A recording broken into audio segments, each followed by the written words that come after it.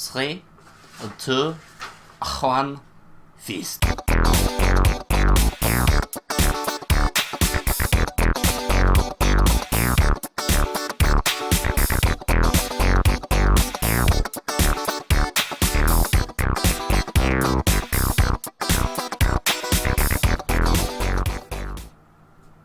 Hello and welcome to our unboxing and review of the Avermedia Live Gamer Portable. I'm joined by Chris. Hello. His hand is over there. I'm the right hand. He's the right hand for this review. So this is the Avermedia Live Gamer Portable in this tiny box. It's covered in reflective stuff.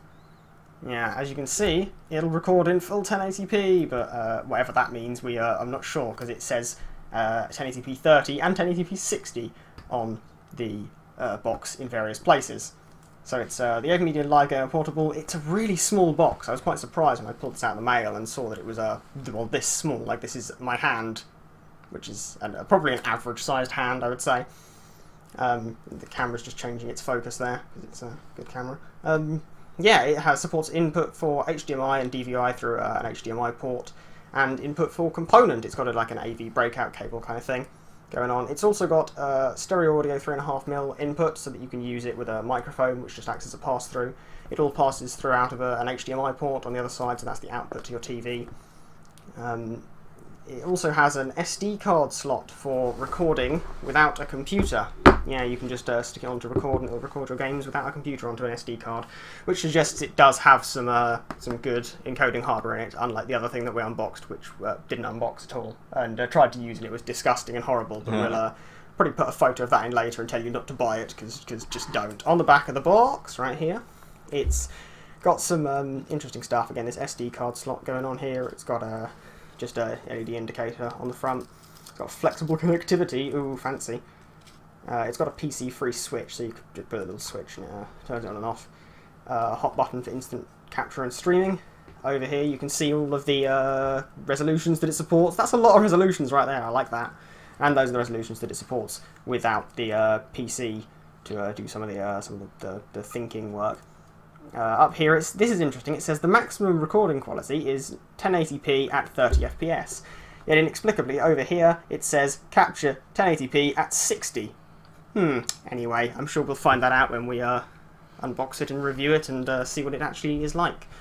The rest of the box just has a bunch of stuff on it. What's that? Is that recommended spec? Nope, that's just the same thing I was looking at earlier. And it's got an Avermedia logo. We like the Avermedia logo. It's pretty.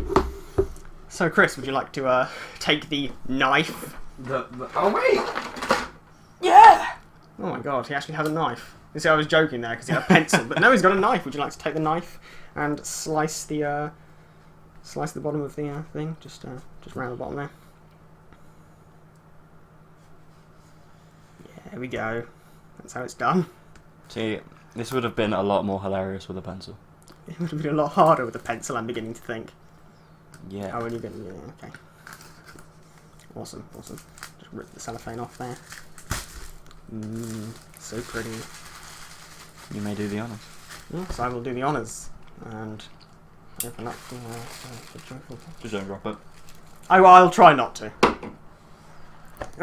Oh, that's really pretty, actually. Look at that. Look at that. Wow. That is a really small thing. God, that's light. I have a feel of that. That's pocket. That's like... That is light, damn. That's about... Take this top out. I don't know. Got an X-split license. Oh, I didn't mention this, did I? No, it's somewhere hidden away on the side of the box, right about here. Actually, when you buy this, it'll give you a 3 months X-split premium license, which is pretty damn awesome. So we can stop stealing from the world.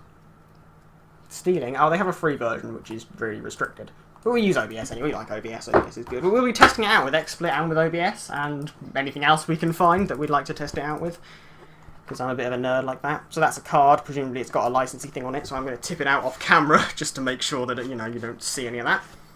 But, no, it's actually attached to the top of the accessories box.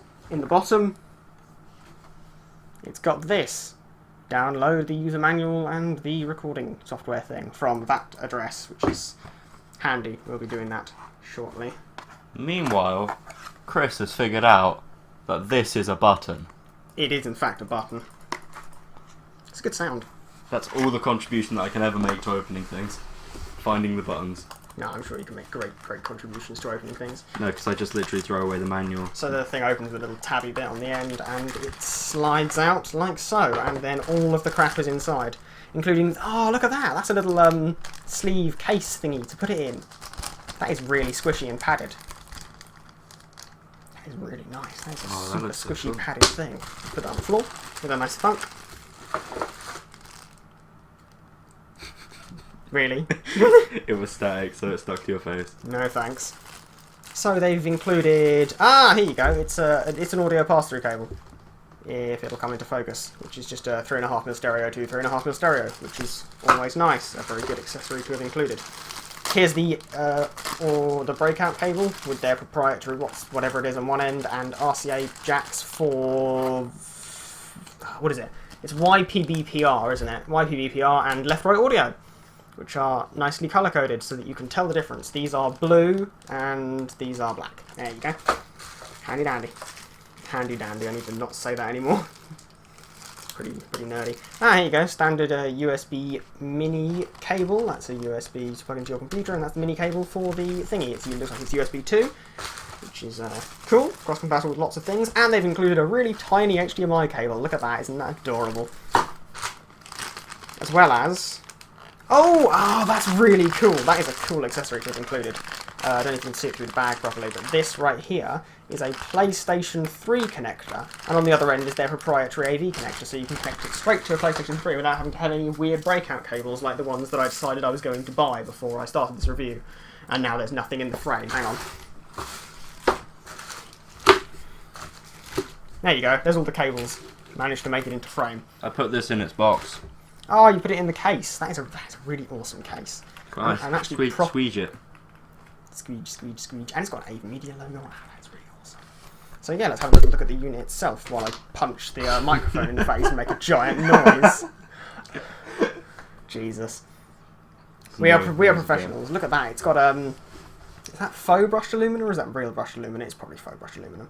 No offence to Avermedia at all, but that's really nice. It's an excellent finish. It says Live Gamer Portable on it, and this, as Chris pointed out, is in fact a button.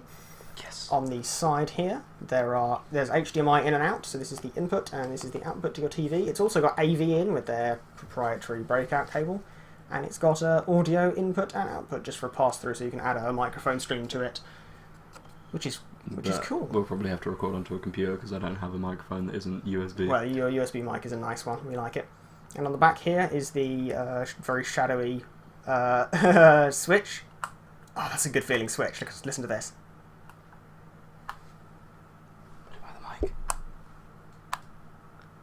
Yeah, that is a good switch. So it's got evidently that's PC and that's SD card, which is really awesome. So I suppose you just press the button when you got the SD card installed, and it'll record. And the SD card goes in the end right there, where there's a logo, an icon for it. There was a sticker on it that said something about like S-Class or whatever. And is there For Class 10 SDHC card FAT32. There's pretty much nothing on the back. So there you go. That was the sticker. Oh, awesome. Oh, this is actually a really nice unit. I'm properly impressed with this. So, well, we'll have to see how it acts in software, but as far as I can tell, it's a pretty expensive thing. It should work. Yeah.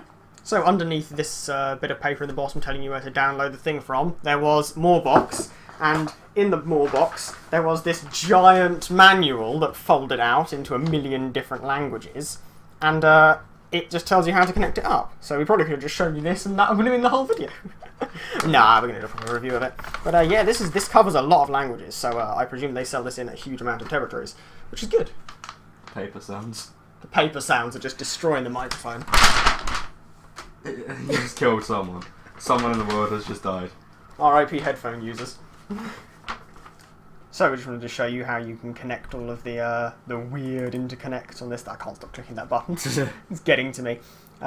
Yeah, you can connect all the weird interconnects, so the inputs and the output. I just wanted to show you the HDMI.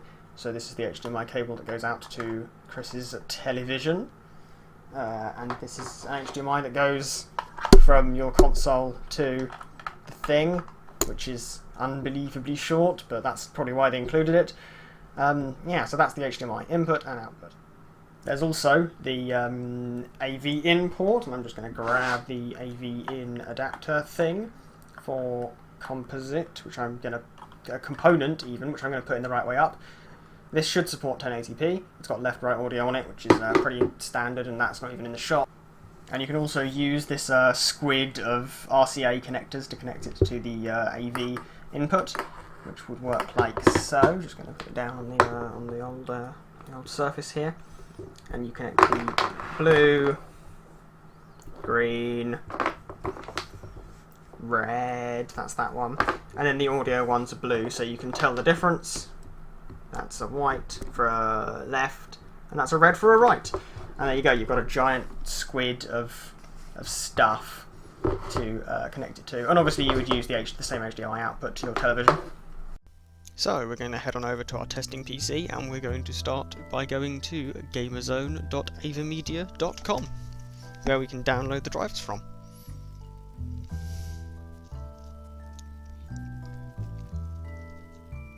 Once their website loads, you can click on Product at the top, well, hover on Product at the top, and then click on Live Gamer Portable, which will show you the front page with some information about the product itself. And it says, best for next-gen, Xbox One and PlayStation 4, and splitter bypassing to record HD content or the likes is prohibited by law, so don't do that.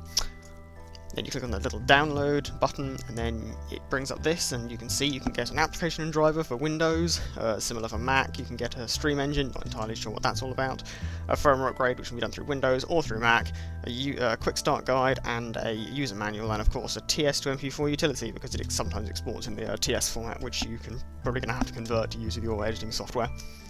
Click on the little download button underneath the driver that's right for you, and click on download, and it will start the download for you. This pop-up also contains a few useful tips, which is nice to see. Now, as you can see on the desktop, the application driver downloads as an executable installer package for Windows, and when you run it, it just extracts these two folders on the desktop, or wherever the install package is. Just make note of that in case you've got a bunch of stuff on your desktop that it might like pop off the edge and disappear into the ether or something.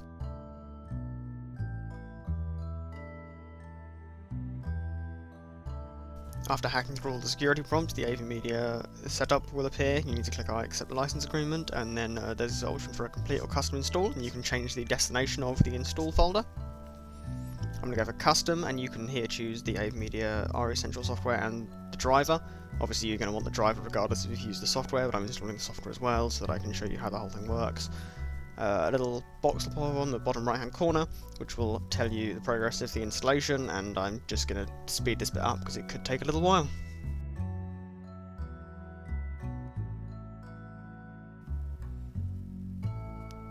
Partway through the installation you'll get a security prompt about a Windows driver installation. You just need to click install on this bit.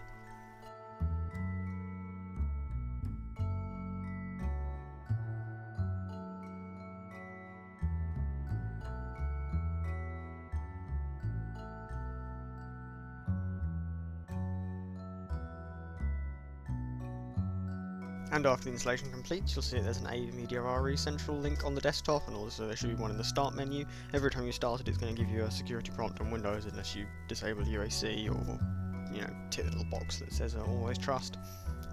Since OBS inexplicably refused to record it from the desktop when using monitor recording, I had to record each window individually, so this might be a bit mangled, and for some reason my mouse cursor didn't show up either. But here's the main screen with a folder in the background, and you can see here you can select capture or stream with the options that are available there. I'll show you those now. You can click on wizard for any one of these, and it will just give you this setup wizard, which has the option to connect to a current PC, another PC, or a games console with nice diagrams on the right to help you out there. Also, you can select the video source, so HDMI or component input, and then there's a video adjustment option for each of them. HDMI has these two, which I don't really know what they mean, and component has a few 5 options, so brightness, contrast, hue, sat, and sharpness, which is, always handy for component. You can then choose the audio source, so the capture device audio in or component left, right, and you can also add a microphone, which you can save as a separate MP3 file using an internal microphone on your PC. You can have always on or control with hotkeys, or push to talk, which is always nice, and then you can set the levels on the right to make sure that everything lines up.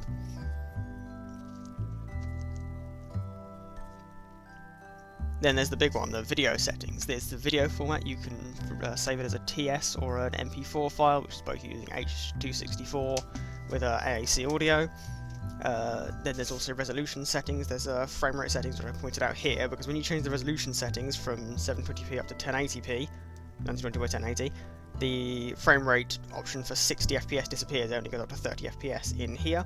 So presumably they don't officially record 1080p, support 1080p at 60. There's also the other options, so you can set the target video bitrate, which I like 15 megabits per second, and the target audio bitrate, which I like 256 kilobits per second. And then there's options for hotkeys here, which has a keyboard on the right, inexplicably.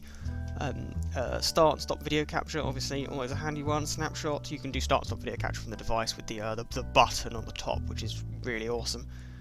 You can also click default to put them back to default. Then you can save your profile, or you can save it as a profile, where you type in a name here, so I'm saving this one as HDMI 1080p. And then you click on ready. If you want to save the changes, okay, profile saved. Wonderful. Alternatively, from Wizard, you can click on Advanced, which will give you even more options, so you can adjust each one to your liking. It's kind of like the Wizard, but all just in one screen, so you can select everything. It's basically the same thing, which is handy. And then, of course, there's one click, which is Let RE Central do all the work for you, which is probably slightly more than one click now that I think about it. But, yeah, so if you click on that, it just says current PC, other PC, games console. Click on the one that you want, click detect, and it will detect all of the stuff for you and decide what's the correct stuff to save it as, and the correct frame rate and stuff. It says no signal here, but there's definitely, yeah, it detected something there, didn't it? So that's handy if you don't really know what you're doing with that. You can just do the one-click thing and hit it, and it'll just be like, boom, there you go, there's some settings that should work. Yeah, oh, look, there you go, there's a preview of the PlayStation 3. You can also use the streaming feature to stream to any one of the services in the streaming service list, or you can use another service that is not listed on this list, which is always handy. They've got Twitch, YouTube Live, and basically all the ones that you would want to do. And then in order to start recording, you just drop down the profile you want and click Start Recording. Also, up in Settings, you can select a capture device, for which we've only got one here, but as you can see, there could be optional different capture devices for PCs with more than one. Up in the general settings, you've got the language, which doesn't have an English United Kingdom, which is annoying. The transparency for the GUI, which is actually incorrect. It's opacity, but they've done the slider the wrong way up. Obviously, a default button is always nice. There's OSD options for show on standby mode, show during game capture, so the little icons in the top right-hand corner show when there's not enough disk space. Obviously, my favourite. Run RE Central at startup, not really going to do that. Save to, where you just select the folder you want in this old styly Windows folder browsing thing. And profile management, in which you can import, export, and delete profiles that are already there. And then there's nice information like the version, the driver version, and the firmware, which is cool. We like that. And of course, you can click on the video folder button on the left pane to open the video folder where videos will be recorded to. So here you can see the RE Central recording window where it currently says no signal, but down here on the bottom are some hot buttons that you can use. So that's mute, record, take a snapshot, and of course your video adjustment settings, which is relevant to the profile that you're using at this moment. There's also the recording time and the space left on the hard drive, as well as the bar at the bottom, which is like a timeline thing that you can use for their what do they call it? It's like a shadow recording feature where it starts recording ahead of time and it keeps like a buffer, which is super handy, so that you don't miss a moment of the action. You also get this error: your video card or connected monitor may not support the copy protection standard. It comes up recording failed. This content is copy protected because, as it said before, it supports HDCP, and using HDCP splitters to remove HDCP is illegal. Just remember that, guys. It's illegal, so we're not going to do it, because that would be crazy. But yeah, you got to watch out for HDCP. The PS3 and the PS4 have HDCP, so that's when I tested out HDMI on the PlayStation 3, and it didn't work, as you can plainly see. Even though it did give me a preview, so it can clearly see it, it just doesn't want to record it. And here I recorded Avermedia's PC Free utility, which is quite a handy little thing. It's designed for setting up the Live Gamer Portable for PC Free mode with the SD card. You have options for resolution of 1080p and 720p, and then bit rates for 4, 8, 12 and 16 megabits per second, and then it just gives you an estimate of the file size. All you can really do is click OK and cancel and select those options, but it's a nice interface to have the option of using. So, after I started using the device, I decided I was just going to play about with it for a bit. I picked up Chris's PS3, you know, brought it back to play some... Well, I brought Little Big Planet back with me. I also have a Nintendo Wii that I tried out on it. Only goes up to 480p, as it turns out. I tried it with PS2, but again, had the same problem with only going up to 480p, but I did find that PlayStation 1 games worked on the PlayStation 3, and it just upscaled them to 1080p. Side note, very impressed with the upscaling on PlayStation 3 of PS1 games. They actually look reasonably good. After using the unit for a while, I noticed that it got slightly warm, but it didn't get hot. It was like warm to the touch. You know, it wasn't like hot. It wasn't like you couldn't pick it up. The aluminium on the top was just a little bit hot. So I'm going to put some stuff on to play in the background. You can just, you know, watch all the crap that I'm playing. You know, Super Mario Sunshine, played a bit of that, I played a bit of Devil May Cry, I played a bit of Medieval, and a little bit of 40 Winks and Croc and stuff. Just to get an idea, just to get a feel of how it records. And I've got a couple of things in PC Free mode. I'll probably put like a big thing on the screen somewhere to show you, to point out which ones are in PC Free mode. Not that you'll be able to tell the difference, partly because the PC Free mode ones I recorded were PlayStation 1 games, and partly because they're exactly the same. Because it has H.264 encoding hardware on it, I'm almost certain of that now, which is brilliant, because the other one we had didn't have any encoding hardware on it at all, and it had a problem where you'd use it on my laptop, it would record at 720, even at 720 it would like splutter, and it would be horrible and disgusting, because it was having to do all the rendering on the PC, and the bandwidth on USB 2 really isn't great for that kind of thing. But no, this does a lot of encoding on the thing, and recording to an SD card was very, very easy. Just flip the switch, plug it all in, press the button, thing goes red, it's recording. Onto your SD card. The SD card recorded files are a little bit bigger, I've noticed. They're a little bit bigger minute for size. I'll probably put a print screen of the file sizes, but the file sizes were impressively good, comparable to recording on a desktop. I was also quite impressed with how sharp the component was, because as far as I can tell, a component isn't always the highest quality thing. You were using the adjustments, I probably could have made it better. But the Little Big Planet footage was very good, actually. I was very impressed with how that turned out. I recorded a bit of PC desktop footage using HDMI, obviously not recording HDCP because you can't do it that way, but I used the same computer that I was recording off. Picked up very, very quickly that I was using the same PC. I clicked another PC, but it went, oh, this is clearly the same PC, you're not going to trick me like that. So it's quite a smart little thing. And you're looking at that footage now, and I was very impressed with how clear it was. Like, it's pixel for pixel clear. Like, you'll see me playing Amnesia Machine for Pigs, and you know what, I might as well just stick side by side some Amnesia Machine for Pigs that I recorded on this computer with some Amnesia Machine for Pigs I recorded through the Avermedia Live Gamer Portable, because it is exactly the same quality. It's like recording your whole screen and having your computer render it, except you're using a little box that renders the output from your HDMI port.